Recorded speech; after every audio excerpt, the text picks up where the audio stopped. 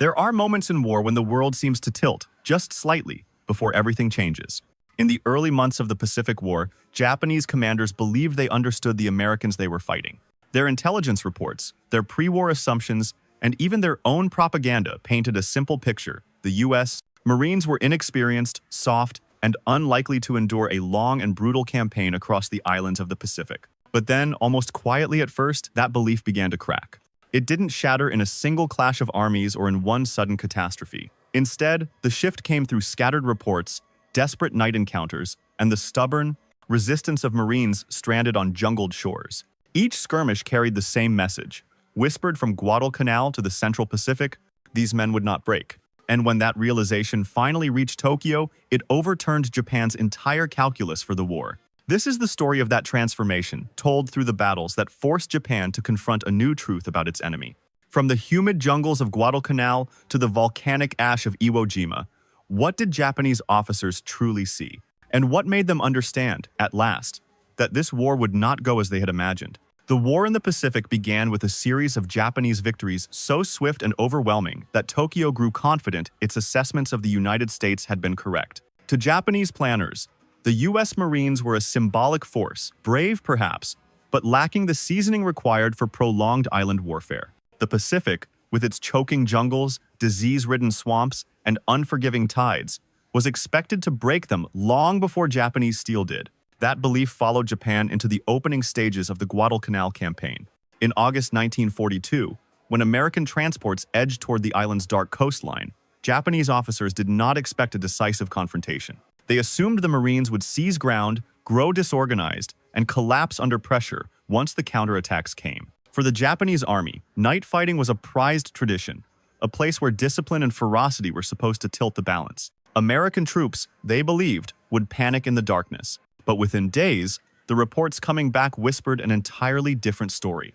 Marines, cut off from naval support after the disastrous Battle of Savo Island, dug into the humid earth and refused to budge. Their supplies were thin, their rations dwindled, medicine was scarce, malaria gnawed at them. Japanese aircraft pounded Henderson Field almost daily, and the jungle itself took more than a few exhausted men. Yet the Marines did not break. A Japanese officer later wrote in frustration, "We assumed the Americans could not fight at night, but even in darkness they held their lines as if it were morning.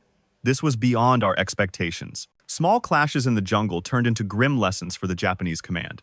Patrols that were expected to shatter the American perimeter instead found Marines maneuvering with discipline, conserving ammunition, using field craft effectively, and communicating under conditions that should have unraveled a less organized force. The U.S. Marines did not fight like the adversary Japan had prepared for. They adapted quickly, they held together, they matched ferocity with coordination. And when Japanese troops launched their large-scale assaults, believing weight of numbers and night tactics would overwhelm the Americans, the Marines absorbed the blows, shifted positions with precision, and counterattacked with controlled firepower. What Japan had dismissed as inexperience now appeared as something altogether more dangerous: resilience under pressure. Guadalcanal became the first fracture in Japan's wartime assumptions. The island exposed a truth that officers in Tokyo had not anticipated. They were facing an opponent who would suffer, endure, and continue to fight even when the odds turned bleak. It was only the beginning, but already the narrative Japan relied upon was starting to collapse. Guadalcanal was no longer just a battlefield. It was a warning of what was coming.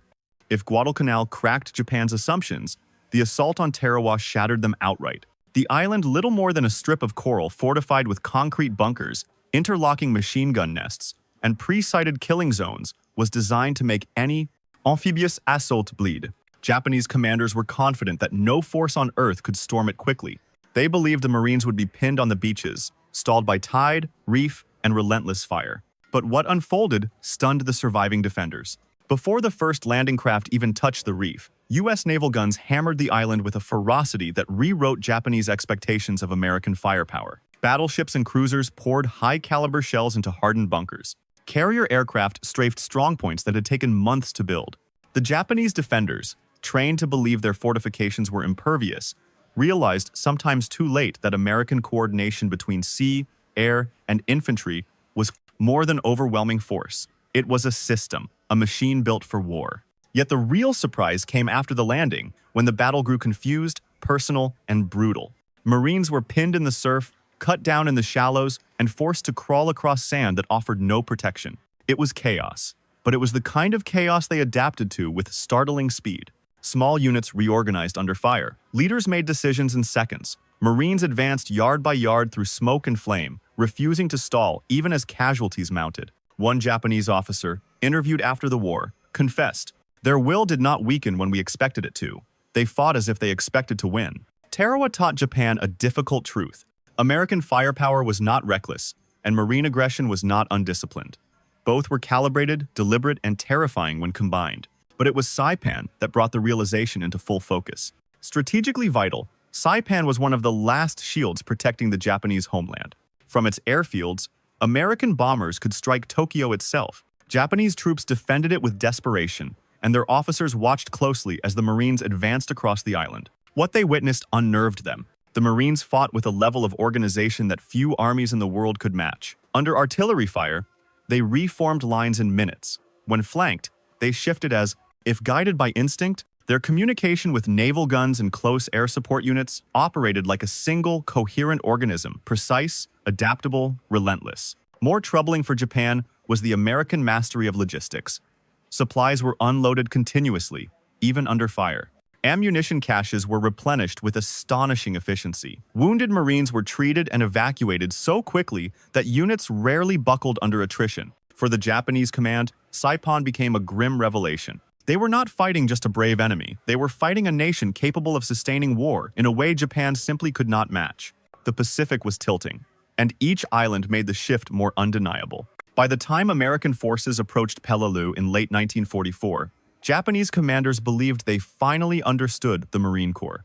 They had seen the discipline at Guadalcanal, the firepower at Tarawa, and the organizational strength at Saipan. Yet they still clung to one hope, that a prolonged, grinding defense might finally break the Marines' will. Peleliu was engineered for exactly that purpose. Instead of meeting the Americans on the beaches, Japanese defenders retreated into a labyrinth of caves, tunnels, and interlocking fortifications carved into the island's coral ridges. Their plan was simple: force the Marines into a battle of exhaustion, a slow, crushing war of attrition in heat so intense it warped steel and dehydrated men in hours. But what followed confounded every expectation.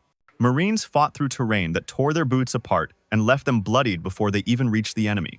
They scaled ridges under sniper fire, assaulted cave entrances with flamethrowers, and advanced through fields so blasted by artillery that even veterans hesitated before entering. Casualties rose sharply. The suffering was immediate and immense, yet the lines did not collapse. A Japanese officer later admitted in a battlefield report, "We expected their spirit to diminish. Instead, their determination only grew." Peleliu was not just a tactical struggle, it was a psychological blow to Japanese command. The Marines demonstrated that endurance was not merely part of their training, it was embedded in their identity. No matter how punishing the circumstances, no matter how horrific the terrain, they continued to push forward with a steadiness that defied Japanese assumptions about American weakness. But the final and most devastating realization came at Iwo Jima. General Tadamichi Kuribayashi had studied the United States more closely than any Japanese commander. He understood American industrial power, the depth of its manpower, and the discipline of its Marines. Long before the first landing craft hit the black volcanic sand, he warned Tokyo, "Do not underestimate them. They are stronger than you think." Iwo Jima proved him right in the most brutal way. The Marines faced an enemy fighting from tunnels, bunkers, and concealed artillery positions that made the island one of the most lethal battlefields of the war. Every foot of ground was contested. Every ridge was a fortress. The volcanic ash swallowed boots, slowed movement, and offered no protection from fire. Yet the Marines advanced. They advanced when pinned by machine guns. They advanced when entire companies were reduced to handfuls of men. They advanced when the island seemed determined to swallow them whole. Kuribayashi's reports, written in moments of clarity amid the chaos, captured what Japanese propaganda had never allowed: the Marines' ability to combine firepower, coordination, and sheer resolve into a single, unstoppable force. By the time the island fell, Japanese officers no longer debated American strength. They accepted it. The shock that began at Guadalcanal had become an unshakable truth. As the island battles unfolded, the United States was undergoing its own transformation. What began as a desperate struggle in the Pacific gradually evolved into a demonstration of America's capacity to wage modern, industrialized war, something the world had not fully grasped before Guadalcanal, Tarawa, or Saipan. Each hard-fought marine victory signaled more than territorial gain. It revealed the strategic depth of a nation preparing for a long global conflict. American military planners viewed these battles not as isolated clashes, but as stepping stones in a broader campaign, an island-hopping strategy designed to close the ring around Japan. The Marines' ability to seize and secure airfields allowed the U.S. Army Air Forces to push bombers ever closer to the Japanese mainland. Logistics, once considered a mundane detail of war, became a quiet instrument of power. Supplies moved across the Pacific in quantities no other nation could match, reinforcing the impression that American endurance was not just a battlefield trait, but a national capability. The world took notice. Allied observers, particularly from Britain and Australia, saw in the Marine Corps a force that embodied both tactical innovation and moral resolve. Reports circulated in military circles describing the Marines' adaptability, their ability to shift from amphibious assaults to jungle warfare to bunker clearing with little pause.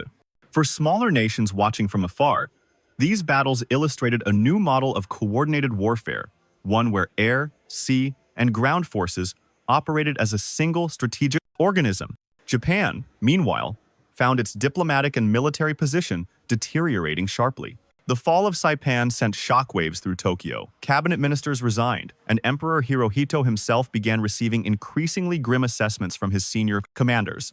The myth of American fragility, once a cornerstone of Japanese military doctrine, had dissolved completely. In its place stood an uncomfortable recognition. Japan was now engaged in a war it could not win. For the broader world, the Marine victories became markers of a shifting global order. They signaled the rise of the United States as the dominant Pacific power and showcased a form of warfare rooted in technological integration and industrial might. The lessons were unmistakable. Strategy without resources was brittle, and morale without logistics could not hold indefinitely. In the ashes of these island battles, nations began to understand the new shape of modern conflict and the price required to survive it. When the smoke finally lifted over the islands of the Pacific, what remained was more than wreckage, more than the silence that follows artillery fire. What remained was a truth Japan had never intended to confront, one revealed step by step across Guadalcanal, Tarawa, Saipan, Peleliu, and the black sands of Iwo Jima. The U.S. Marines had not won because of numbers alone. They had not endured because of luck or circumstance. They prevailed because they embodied a blend of discipline, adaptability, coordination, and sheer human resilience that reshaped the Pacific War. Every Japanese report, every captured document, every after-action assessment pointed toward the same conclusion. The Marines were not the fragile adversaries pre-war intelligence had predicted. They were a force built for hardship, one that grew stronger as the conflict deepened. And in recognizing this, Japan saw the future of the war. They saw the cost that was coming. Yet the legacy of these battles extends far beyond strategy. It lives in the stories of the men who carried rifles across coral reefs under machine gun fire, who dug foxholes in volcanic ash, who wrote letters home they never had the chance to send. It lives in the lessons whispered to new generations of Marines that determination is not a temporary state, but a discipline shaped in the harshest moments of history. The world, too, absorbed these lessons. Military academies study the island campaigns as case studies in coordination and endurance. Nations recognize how easily confidence can become complacency and how dangerous it is to underestimate an opponent's resolve. The Pacific War became a somber reminder that industrial strength, tactical clarity, and human spirit together can alter the direction of global history. And for us, standing decades removed from the gunfire, the question remains: what do we take from these battles? Which lessons speak to our time? And which warnings still echo across the ocean? As you reflect on these campaigns, consider the cost behind every inch of ground gained, and the courage carried by those who fought there. If this story has given you something to think about war, about history, about the choices nations make, feel free to share your thoughts below. And if you value these journeys into the past, you're invited to stay with us. There are many more chapters of military history left to uncover.